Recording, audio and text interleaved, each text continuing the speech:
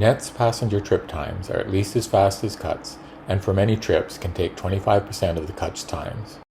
Further, trips can be started on demand, anytime 24/7, and the time will not vary more than a few minutes. We illustrate passenger trip times now. All Net's trips start in LAN neighborhoods, like this urban one northwest of the Yonge Finch intersection in Toronto, Ontario. Passengers travel to the nearest point on the WAN guideway bounding the neighborhood.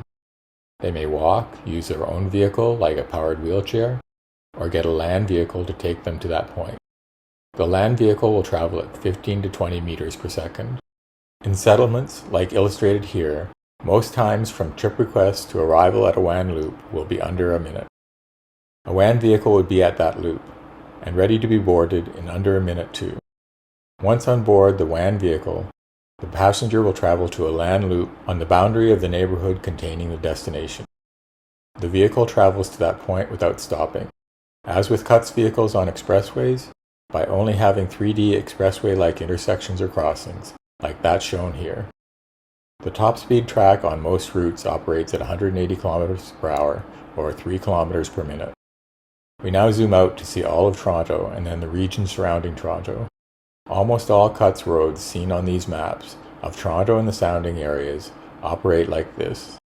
The exception is the WAN intercity routes, which are illustrated here as the red routes. On intercity guideways, the top track would support speeds of about 450 km per hour. These use slightly larger vehicles than the other routes, so switches are required at either end of the intercity legs.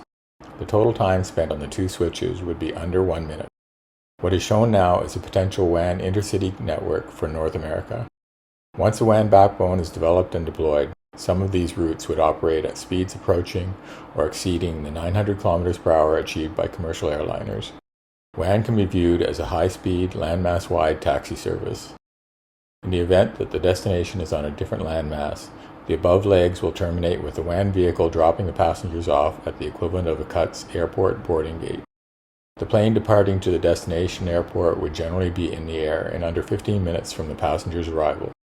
As seen here, North America would need fewer than 10 such airports. The WAN and LAN legs to or from the illustrated airports would seldom take longer than 90 minutes. Over time, the speeds of the average flight will be increased from that of today's airplanes. Prior to a WAN backbone being built, some longer flights within a landmass would use planes. The WAN speeds means the airports indicated would support those trips without the need for per-city airports. This clearly satisfies our trip time performance claims. The question is how this is achieved. We described this in detail in the video linked at the end of this one. However, to summarize, all reasons derive from the use of small and light vehicles. For WAN, they are what allows affordable, elevated, covered, multi-track guideways, and the no-stopping expressway-like behavior that eliminates collision potentials.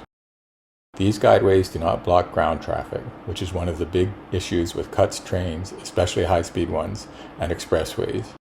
That in turn eliminates the need for WAN speed limits determined by basic safety concerns. The multiple tracks allow staged speeds, which in turn allows the high top speeds. The small size and mass contribute to very low energy consumption per vehicle kilometer that pushes energy costs down enough to allow these high speeds.